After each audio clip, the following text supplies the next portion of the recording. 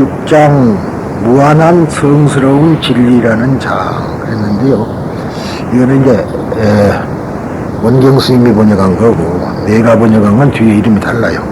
그게 그건데 다 똑같은 소리인데, 세존이시여 부처님으로부터 직접 사성제를 듣고 깨달은 성문과 12년법을 깨달은, 그런데 그게 아니에요. 12년법을 깨달은 게 아니라 이거는 잘못했어.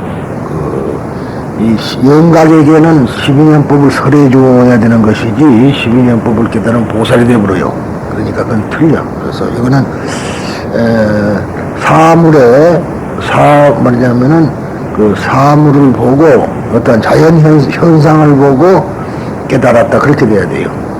12년법을 모르는 거라 그 사물의 현상을 보고 깨달은 영각은 처음으로 고진멸도의 사성제를 관찰함으로써 거기에서 생긴 지혜로 모든 중생의 근원적인 번뇌인 주지번뇌를 어느 정도 끊습니다. 완전히 끊는 건 어느 정도 끊습니다.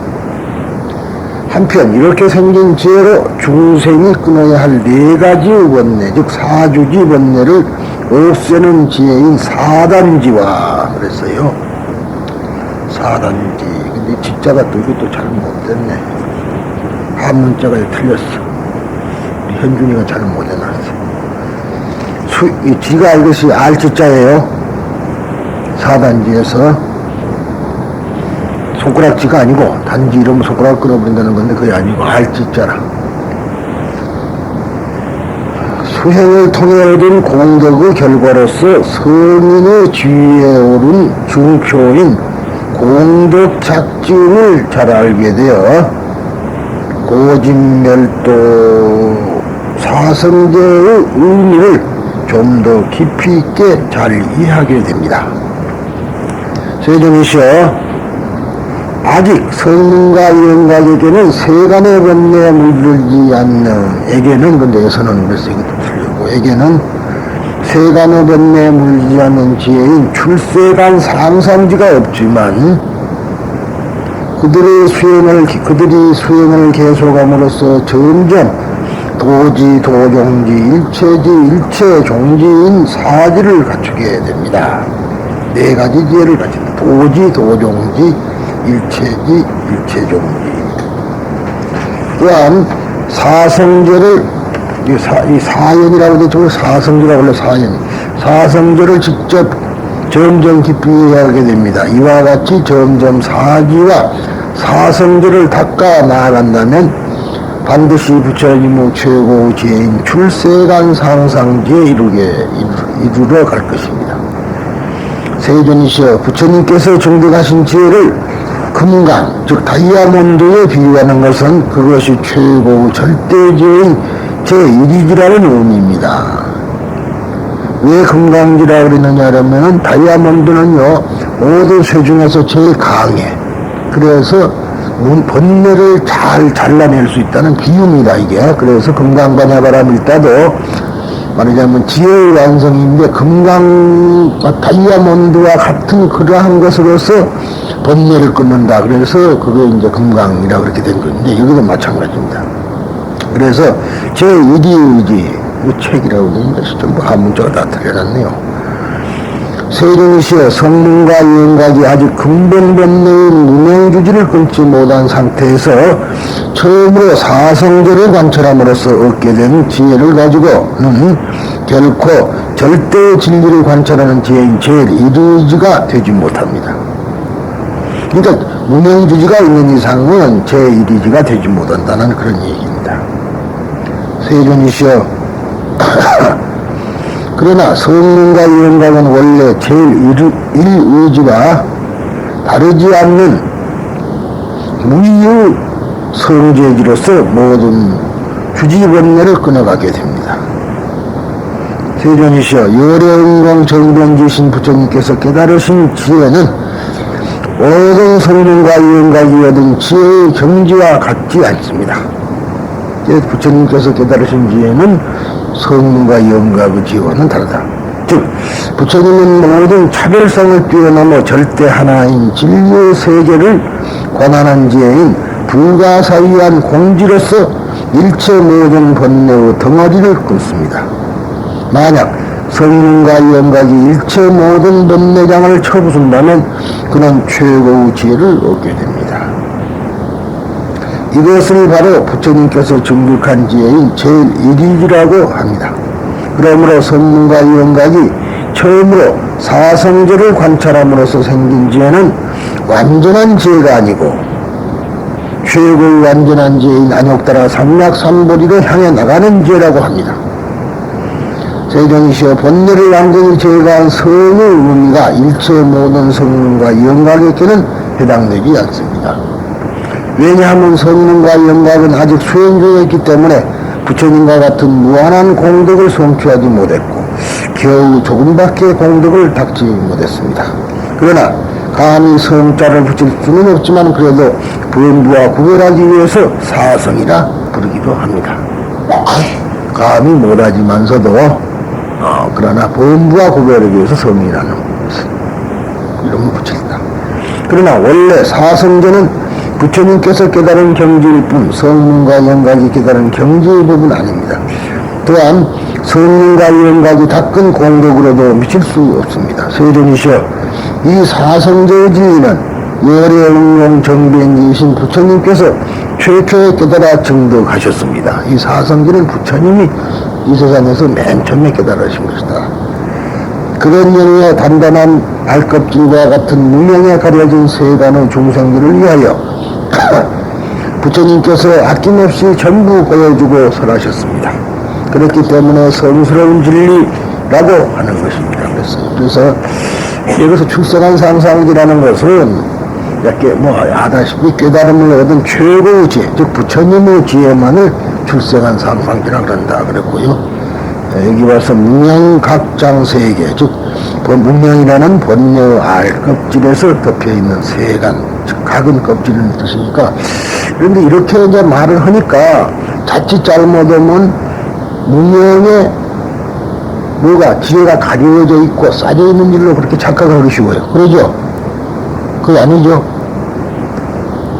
무명주지 번뇌가 우리의 행동을 거의 지배하기 때문에 하는 소리지 쌓여 있는 건 아닙니다. 쉽게 말해서 껍질을 벗고 난다 그러지만 그 껍질을 벗고 나는 게 아니고 이제 이렇게 설명하자면요, 다 아는 얘기지만 여러분 들어도 다 또 세상 얘기를 하는데 이게 말하자면 구정물처럼 이렇게 다 섞여 있어요. 그런데 우리가 뭘 탁 감각을 통해서 들어오면은 그것이 무명주지 번뇌 쪽이 먼저 나타난다 그런 얘기라. 그러니까 무명주지 번뇌를 자꾸 막아버리면은 남는 게 뭐예요? 우리 지혜만 남죠. 그렇게 말을 해야지 무슨 껍질 속에 싸져 있는 것처럼 자꾸 그렇게, 근데 표현 자체가 그럴 수밖에 없어서 그렇지 껍질 속에 싸져 있는 거 아니다 이 말이야. 그러니까 무명 속에 지혜가 있다 그런 생각은 해서는 안 되고, 적어도 우리가 열애장 사상을 배웠고 또 그 대승지관을 비롯해서 지금 승만경을 하고 있는데 결국은 법화경도 마찬가지 이야기예요. 결국 우리가 자꾸 상불경보살처럼 그런 생각이 나와야 되지. 그러잖아요. 또 두드러 펴면 또 쫓겨가서 숨어 있다가 또 가서 저라고 말이야. 이런 것으로 이런 이제 그런 걸 이야기하는 것이지 따로 어떻게 딱 쌓여가지고 그것이 깨져 갖고 아래서 나오는 것처럼 말이야. 그렇게 생각해서는 안 된다 그런 이야기입니다. 근데 우리는 이제 그러니까 글자의 그 잘못이 이런 데서 있는데 또 글자가 없으면 이런 말도 못 하더라죠. 그러니까 보통 무명에 쌓여있다 그렇게 말을 하지만은 실은 무명에 쌓여있는 게 아니라, 그죠? 무명에 쌓이는 게 아니잖아요. 우리의 정신 상태 속에 그 왜 무명이니 뒤죽박죽되어 있기 때문에 무명이라.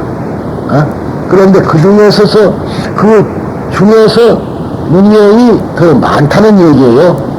무의식이 더 많다. 무의식도 물론 이제 좋은 것도 있고 나쁜 것도 있지만은 무의식적인 판단을 하잖아요. 그것이 더 많다. 그래서 수행을 통하지 않으면은 튀어나오는 것이 무명이 튀어나오지 지혜가 튀어나오지 않는다. 그러니까 무명을 잡고 제거하는 것이 아니라, 제거도 틀리다고 그랬죠. 제거하는 것이 아니라 자꾸 수행을 함으로 말미암아 무명이 먼저 튀어나오는 거라 지혜 쪽이 먼저 튀어나오게 하는 것이 바른 것이다는 얘기입니다, 이게. 그러니까 이런 것은 일반적인 스님들한테서는 듣기가 매우 어려운 이야기고, 뭐 해경이만 하는 게 아니라 이것은 열애장 사상을 잘 못 이해하고 있는 데서 비롯된 겁니다. 그러니까 여러분들은 한 번씩 나가 무명에 쌓여있는 게 아니라 내 자체가 지금 탁 움직이는 것이 무명에 의한 행위냐, 그렇지 않으면은 지혜의 행위냐를 우리가 얼렁얼렁 보고 판단해가지고, 지혜가 행위가 아니거든 빨리 잡아놓아야 돼. 그걸 취소, 그러고 취소를 해야 된다 이 말이야. 그런 것을 자주 함으로 말미암아 우리가 무명주지번뇌를 끊을 수 있는 것이다. 그럼 무명주지번뇌가 원래 들어온 것도 아니고 원래 세상에 나올 때부터 있던 것인데 그렇게 내보낼 수는 없는 거예요. 그래서 보낼 수도 없고, 그래서 이제 부처님의 지혜가 중에서도 말하자면 개정에다가 해탈지견, 그 5가지 아니에요. 이게 해탈지견이라는 말은 부처님은 다 끊어버렸다는 그런 걸 전제로 해가지고 다 끊어버리거나 아무것도 없거든요. 잊어버릴 거 아니에요. 번뇌가 없는데 번뇌 자체가 뭔지도 모르잖아. 그래서 그것도 가만히 한번 생각해 볼 필요가 있는 것이, 번뇌를 끊는 과정을 안다거예요. 해탈지견이라는 거는 내가 어떻게 해서 번뇌를 끊었다는 것을 안다. 그러니까 번뇌를 안다는 얘기나. 그랬을 때 우리가 부처님께서 중생의 마음을 가지고 우리에게 설법을 하신 것이지 부처 자체로서는 설법이 불가능한 것이다. 그렇게 볼 수 있습니다. 그래서 여기서 이제 무명각장세가, 그런데 지금 무명이라는 번뇌의 알이 있고 그걸 껍질이 덮여 있어서 탁 튀어나온다, 껍질을 벗고 나온다, 그러지만은 그런 것은 올바른 해석은 아니다. 그렇게 봐야죠. 그래서 이 제목은 진리는 끝간데가 없다, 끝도 갓도 없다. 그것이 무병성제라는 얘기예요. 이 제목이 진리란, 성제라는 건 진리죠. 진리는 무변하다, 끝도 갓도 없다. 앞에 5장에서 불교의 모든 가르침은 일승이라는 법에서 나와 일승법에 귀한다. 즉 일승진실 삼승방편이라고 말했다. 이 장에서는 일승의 내용이 질문된다. 여기서는 일승 내용이 좀 질문된다. 우선 무변성제라는 장면에 대해서 말하면은 진실한 이는 한량없고 무변하다는 뜻이다. 성제, 즉 성제란 성스러운 진리인데 붓다가설한 무수한 가르침 중에서 무언가 가장 중요하고 근본적인 가르침이라고 하는 제1의 성제를 밝히려고 하는 것이 이 장의 목적이다. 그러니까 부처님은 많은 말씀을 했지만 그 중에서 가장 중요한 것이 뭔가, 여기서는 결국은 사제다 이 말이에요. 법화경은 제3의 가르침이라고 그랬어요. 멸제의 가르침이지, 법화경도 멸제의 가르침에 지나지 않는다. 그러니까 결국은 법화경으로 한다는 것은 호를 끊는 데 목적이 있는 거죠. 그래서 다 해탈법문이라고 그런 거야. 그래서 호를 끊는 법문이라고. 그런데 잘 못 알아가지고 법화경이 최고다 하는 거는 물론 호를 끊는데 최고 말하자면은 그런 것을 우리가 알 수가 있지만은 단순한 그런 것만 아니다. 그런데 성제라고 하는 경우 아무래도 사성제라고 하는 석존성도 후 최초 설법의 내용이 생각된다.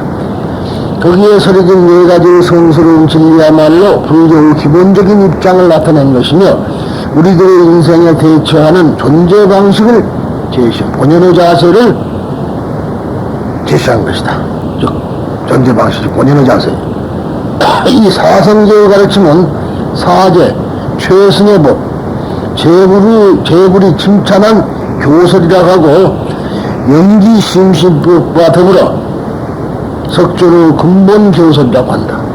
연기심신법 알죠? 연기법, 연기의 깊고 깊은 법. 즉 말하자면은 이것 있음에 저것 있고 저것 있음에 이것 있고, 나 있으며 너 있고, 너 있으며 나 있고. 그런 이야기예요.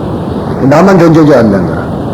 남이 있기 때문에 내가 존재하지, 남이 없으면 내가 존재하지 않아. 그런데 우리는 그걸 모르고, 어떨 때는 다 죽어버리고 나 혼자 살았으면 좋겠다. 그런 생각이 들지만은, 혼자 가서 살고 싶은 거는 저 백두산 꼭대기에 돈 100만 원 줄 때 가지고 올라가 보라고. 밥 한 끼 뭐 누가 주나? 사 먹고 싶어도 못 사 먹어요.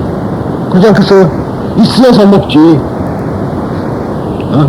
그런데 우리들은 어쩔 때는 이 세상 귀찮아하고 귀찮은 사람 다 죽어버리고 나 혼자 사람 먹었다. 그렇게 참 터무니없는 생각을 하지만은 사람은, 그래서 서양 사람들이 사회적 동물이라고 했단 말이에요.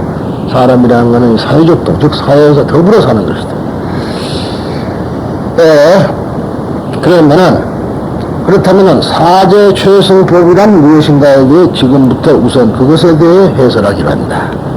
상인부, 이 경전에는 상인부가 있어요. 저 팔만대장경에 상인부 제56 2에 열의 소설이라는 하나의 경이 있다. 열의 소설의 경이라는 게 있어요. 그것에 의하면은 그때 석조는 5인의 수행자를 무리들에게 말했다. 5인의 수행자는 여러분이 법화경할 때 기억이 날랑가 모르겠네요. 아야조진녀, 그러죠?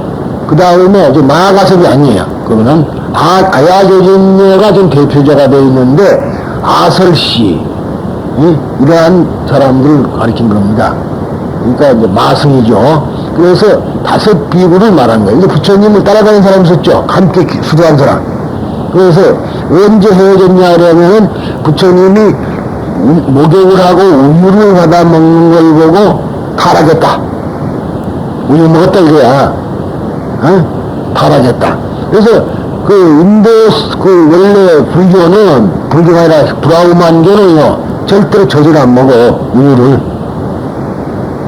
그래서 타락했다 그런 겁니다. 그러고는 떠나버렸다 이 말이야.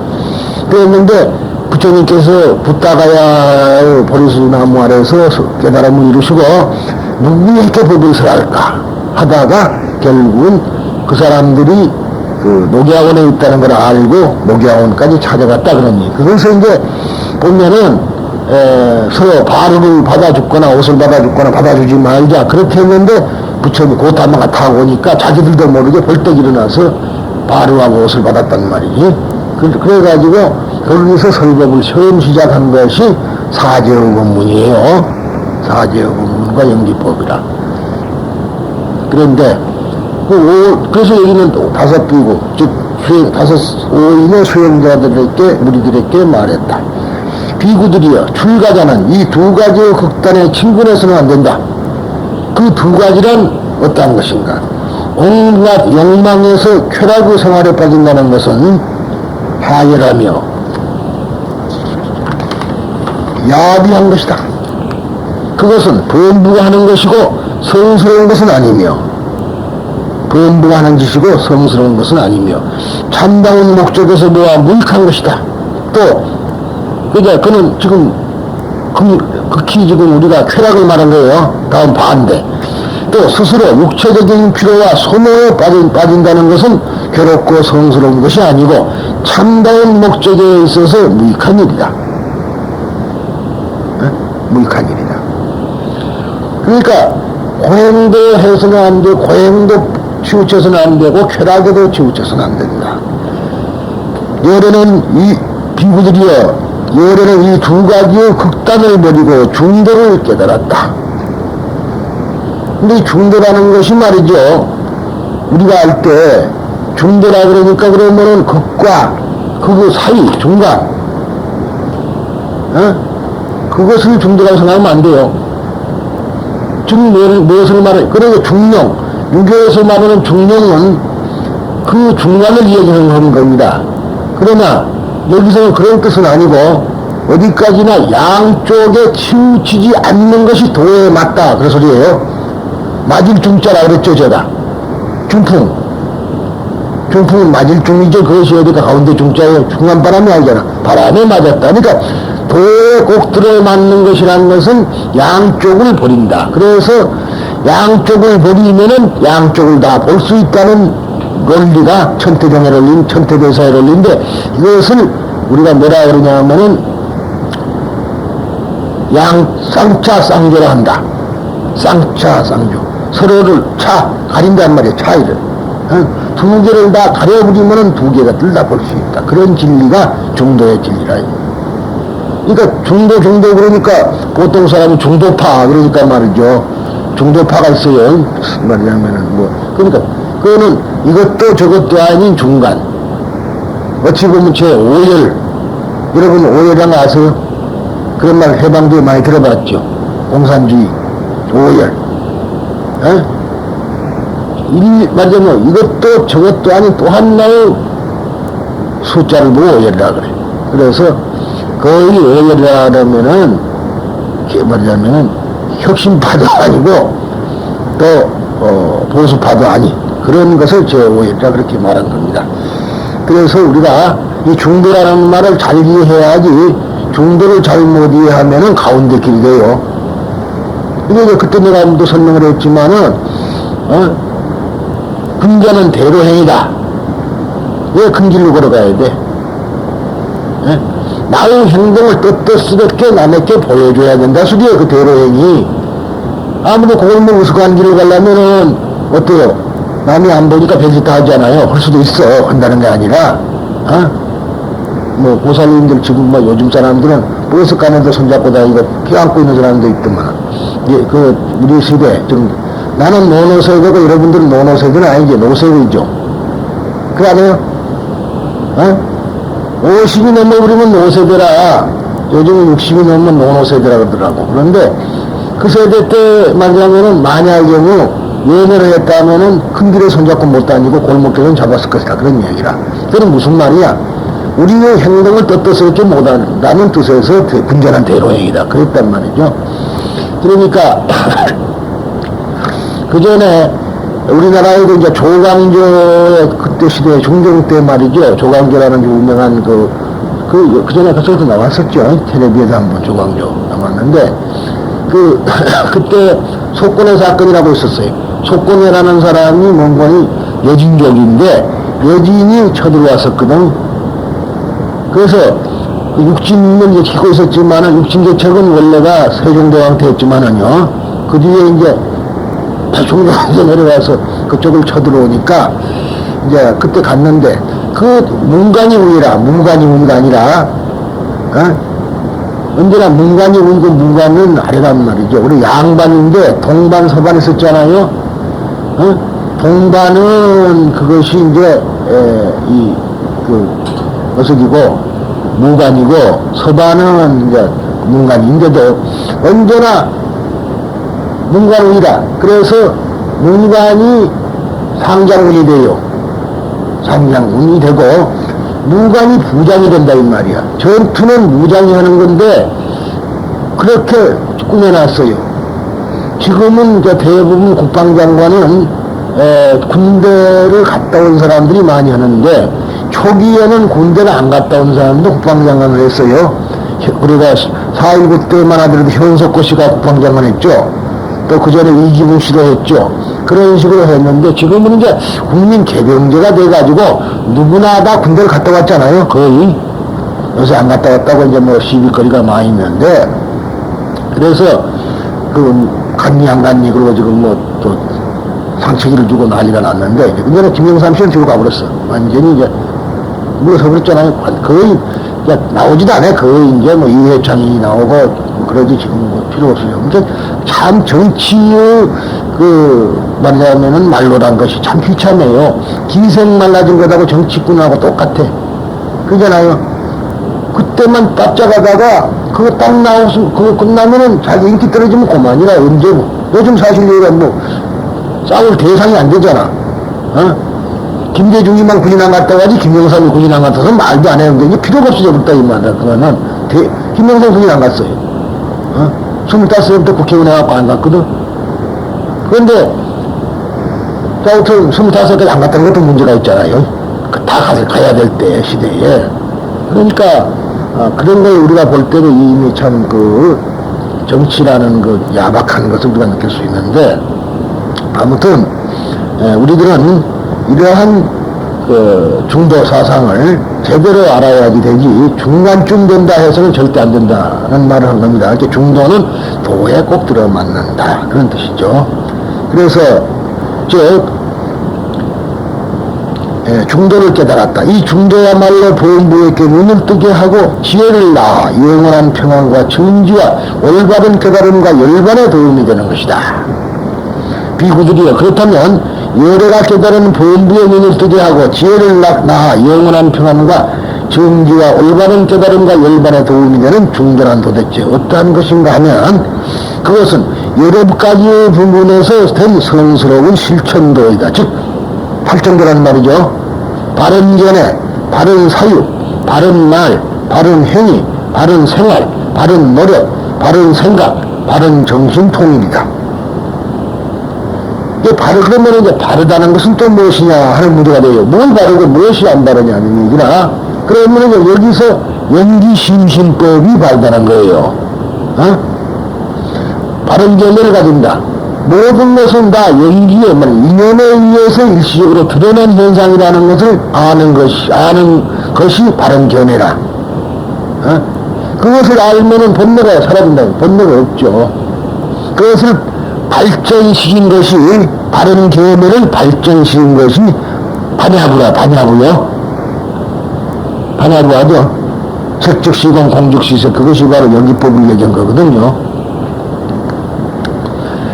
비구들이여, 이것이 열애가 깨달은 중도에서 그것은 보험부의 깨달음을 뜨게 하고 지혜를 낳고 영원한 평안과 정지와 바른 깨달음과 열반에 이바지하는 것이다. 비구들이여, 고라고 하는 성스러운 진리란 이것이다. 즉 삶이라는 것은 고이며, 늙는 것도 고이고 병든다는 것은 고이며, 죽는 것도 고이다. 근심, 슬픔, 괴로워함, 걱정도 고이다. 사랑하는 사람과 헤어지는 것도 고이며, 욕구하는 것을 얻지 못하는 것도 고이다. 총체적으로 말하면 이 인생의 존재 방식 모두, 즉 집착의 소용으로 있는 5종류의 모임, 즉 오원추가, 오추원이란 말이죠. 오추원, 색원, 수원, 상원, 행원, 식원, 이 5가지가 고다. 비구들이여, 이와 같은 고가 생기하는 원인이 성스러운 진리란 이것이다. 왜 생기느냐 하면은, 즉 미혹한 생견을 일으키고 즐거움과 탐욕을 수반하여 온갖 곳에 집착하는 애욕이 그것이다. 즉 가래라는 것은 목마른 사람이 물을 찾는 그 가래를, 그 고통 말이자면은 목 타는 것, 그것이 얼마나 간절해요. 그렇죠? 제일 간절한 것이 뭐니 해도 목 타는 거라. 즉 그것은 정욕적인 요괴와 존재에 대한 가래와 존재가 없어짐에 대한 가래의 셋이다. 이 가래라는 것이 다 정욕적인 요괴와 그 다음에 존재에 대한 가래, 내가 삶에 대한 가래란 말이죠. 더 살고 싶죠. 그 다음에 또 존재가 없어짐, 죽음에 대한 가래. 죽음을 갈망하는 것이 아니라 죽지 않으려는 갈망이죠. 그런 이야기입니다. 비구들이여, 이와 같은 고를 멸하기 위해서의 성스러운 진리란 이것이다. 고를 멸하기, 즉 멸도죠. 즉 멸죄란 이것이다. 즉 이 가래를 남김없이 멸하고 버리고 보내고 이탈하고 이제는 집착하는 일이 없게 하는 것이 멸죄다. 반야신경은 완전히 그 자체가 공이라 그러면서, 공성이라 그러면서 재무상을 선언과 동시에 거기서 말하자면은 고를 여의는 법이라는 말이죠. 비구들이여, 고를 멸하는 상태에 도달하는 길로서의 성스러운 진리란 이것이다. 즉 그것은 8개의 부분에서 되는 성스러운 실천도이다. 즉 그것은 정견, 정사, 정어, 정명, 정경진, 정령, 그리고 정정이다. 이거 외워두신 게 좋아요. 8가지. 4제 8정도정 12년은 외워주는 게 좋습니다. 산법이나고. 그거는 우리가 외워둬야 돼요. 그리고 그 진리가, 거기서만 말이 터져 나오면은 하나도 잘못되는 말이 없어요.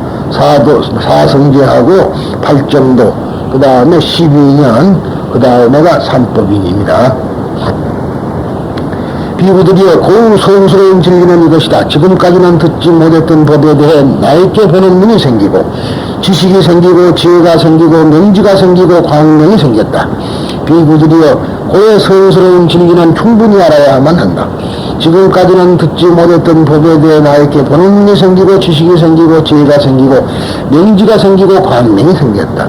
근데 이 인도 사람들은 이렇게 나열식으로 말하는 것이 보통이란 말이에요. 그러니까 또 같은 말이 중복되는 것 같으면서 약간 차이가 있고, 그러나 이렇게 그 일체를 다 나열을 시킵니다. 그러니까 좋게 천만 그래야 되는데 백천만 그러잖아요. 일십백천만. 중사람, 인도 사람들 그것이 뭐 이렇게 숫자를 세도 1억 그래 부르면 될 건데 1억이 아니요. 일십백천만억 그러잖아요. 그렇게 꼭 그 나열식으로 하는 그런 습성이 있어야 될 겁니다. 지금까지는 알지 못했던 법에 대해서 나는 고능력이 생겼고 지식이 생겼고 지혜가 생겼고 명지가 생겼고 광명이 생겼다. 비구들이여 고가 생기하는 원인에 대한 성스러운 진리는 이것이다. 원인은 끊어없어야 할 것이며 원인은 끊어없었다. 지금까지 듣지 못했던 법에 대해 나는 보는 눈이 생기고 지식이 생기고 지혜가 생기고 명지가 생기고 광명이 생겼다. 비구들이여 고를 멸하기 위한 성스러운 진리는 이것이다. 진리는 당장 밝혀져야 하며 진리는 즉시 밝혀졌다. 지금까지 듣지 못했던 법에 대해 나에게 보는 눈이 생기고 지식이 생기고 지혜가 생기고 명지가 생기고 광명이 생겼다. 비구들이여 고를 멸한 상태에 도달하는 길로서의 성스러운 진리는 이것이다. 닦아서 실제로 익혀야 하며 진리는 닦아서 참으로 익혔다. 익혀야 하며 진리는 참으로 닦아서 익혔다. 오늘 부처님은 익힌 거죠. 그런 얘기입니다. 지금까지 듣지 못했던 법에 대해 나에게는 보는 눈이 생기고 지식이 생기고 지혜가 생겼고 명지가 생겼고 광명이 생겼다. 비구들이야 나는 이 네 가지의 성스러운 진리에 대해 이상과 같이 세 종류로 즉 12방식 세 가지의 단계와 12형태 이게 3전 12상이라는데 요 생각하고 사물이 있는 그대로를 아는 지경이 완전히 되지 않았을 때는 비구들이여 나는 신들, 악마들, 범천을 포함하여 삼은 브라우만 신들, 브라우만 그리고 신들, 인간을 포함한 살아있는 모든 것들 가운데서 아직 이의 없는 깨달음을 실현했다고 말하지 않았다. 아직까지 이것을 못 깨닫을 때는 그랬다는 얘기인데 여기 보면 사문이라는 거 있어요. 사문. 그 여건 다 알겠죠. 사문도 대충은 알겠는데 이 사문이라는 것은 그 당시 브라우만교에 반대해가지고 머리 깎고 고행을 하는 그런 사람들을 사문이라 그랬어요. 그러니까 부처님은 대사문이라. 부처님은 대사문. 그때 인도 사람들이 볼 때는. 그러나 우리는 사문이 아니다. 그래서 흔히들 우리가 지금 자기가 사문이라 그러는데 자기가 무슨 뭐 사문이 돼서는 안 되지. 어디까지 오는 불제자지. 그렇죠? 그러면 그러니까 그때 말하자면 그 육사외도 있죠. 육사외도라고 부처님 당시에 6가지의 말하자면 종교가 있었다 이 말이야. 자이나교라든가 이 사람들이 다 사문이에요. 그 당시는. 그래서 그 브라우만에 반대해가지고 머리 깎고 여미를 입고 이렇게 여미를 입은 것이 말이죠. 우리 불교뿐만 아닙니다. 그런데 단 불교는 무엇으로 구별했냐면 색깔로 구별했대. 색깔로, 옷 색깔로. 그것이 무슨 색이냐면 카샤색이야. 카샤. 그래서 우리가 가사라 그런다. 그런 이야기입니다. 그래서 비구들이여 그러나 나는 이 네 가지의 성스러운 진리에 대해서 이와 같이 삼전 12의 방식으로 사물이 있는 그대로 아는 지경이 완전히 되었으므로 비구들이여 나는 신들과 악마 범천을 포함하여 삼은 브라우만 신들 인간을 포함한 일체의 모든 생명체 가운데서 이제는 무상의 깨달음을 실현했다고 말하는 것이다. 그러니까 결국 사제의 법을 알았기 때문에 무상의 법 말이냐면은 그 깨달음을 얻었다고 그렇게 말하는 거죠. 또 나는 다음과 같은 지경이 생겼다. 즉 나의 심해탈은 부동한 것이다. 나의 마음의 해탈은 부동한 것이다. 그것은 최후 생이다. 마지막의 생이다. 인자는 다시 돌아오지 않는다. 근데 인도 사람들은 한 번 말하자면은 그 세상에서 세상에 다시 오지 않는, 한 번도 다시 오지 않는 걸 가장 이상으로 삼았다. 이 세상에 태어나지 않는 것을 가장 이상으로 삼았다. 그래서 초기 웬만하더라도 그 사람들은 극락에 가가지고 다시 돌아오지 않는 것을 최고로 삼은 겁니다. 이미 다시는 즉 생사 이외의 괴로움을 받는 일은 없다. 그런데 이제 법화경은 뭐라 그래요? 원에 의해서 우선시가 그랬죠? 원에 의해서 오는 거. 그거는 왔으니까 할 수 없이 그렇게 붙여놓은 거라. 무슨 말인지 알아요? 그래야지 우리가 마음의 평안을 얻지. 라고 거룩한 스님께서는 이와 같이 설했다. 이상 장문에 걸쳐 열애 소설의 하나의 경전을 재현한 것이나 그것은 이 무변성제장의 내용과 어떻게 관계되고 있는 것일까? 경문에 아까 이야기는 출세간 상상지와 사지와 점지가 대조적으로 설해져 있다. 사지의 점지가 대조로 설해져 있다. 전자 즉 상상지는 열애의 사제관을, 후자 즉 사지는 성문연과 그 사제관을 의미하는 것이나 평등하게 사제관을 관하는데 어찌하여 한쪽에는 점지가 있고 다른 쪽에는 점지가 없는 것일까? 어때서 성문연각은 점지를 하고 부처님은 점지를 안 하는 것인가? 이미에 관해 설한 바와 같이 성문연각은 문명규지의 본내를 완전히 끊지 않았으므로 그 성제지로 지도 무상의 깨달음에 도달하기 위한 것이어서 구경지는 아니었다. 구경, 최후란 말이죠. 맨 마지막 끝에. 이에 반해서 열애의 사제관은 출세간 상상지라하여 제1의지라고 한다. 이것을 자세히 해설하기로 한다. 열애 소설 경전에도 있듯이 세존은 고진멸도의 사성제에 대해서 알고 끊고 밝히고 닦음에 의해서 이제는 무상의 깨달음을 실현했다라고 말한다. 그것은 스스로가 깨달음에 도달한 경계 가운데서 말한 말이며 단순히 사제의 도리를 점차로 단계적으로 확인하는 방법의 것은 아니었다. 그것은 성문연각이 고제를 깨닫는 지혜가 생겨서 고제의 진리를 깨닫고 순차로 집제, 멸제, 도제를 깨닫는 지혜가 생겨서 그 진리들을 깨닫는 것과 같은 단계적인 것은 아니다. 그것은 근본무형을 끊고 있는가 아닌가에 의해서 있는 것이다. 그렇죠? 그걸 알고 모르고가 아니라 근본무형을 끊었느냐 안 끊었느냐에서 구별된다. 하나의 비유를 여기에 인용하기로 한다.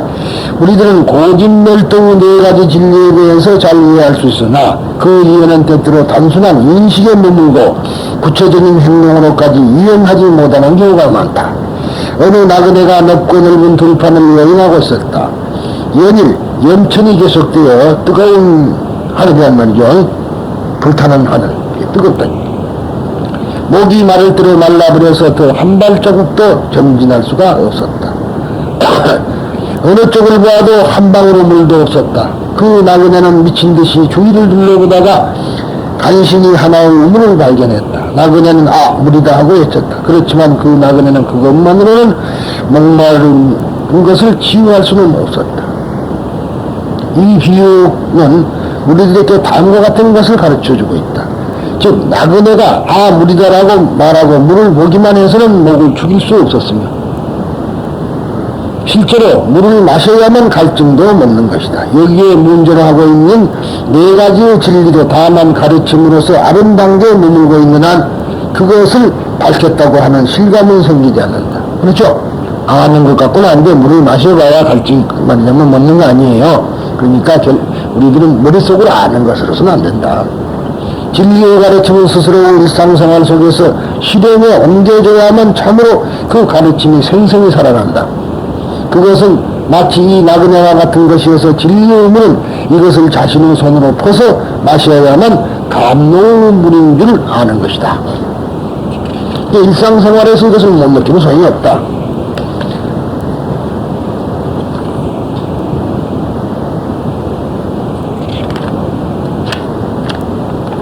쉬고, 빨리 넘어가버렸네.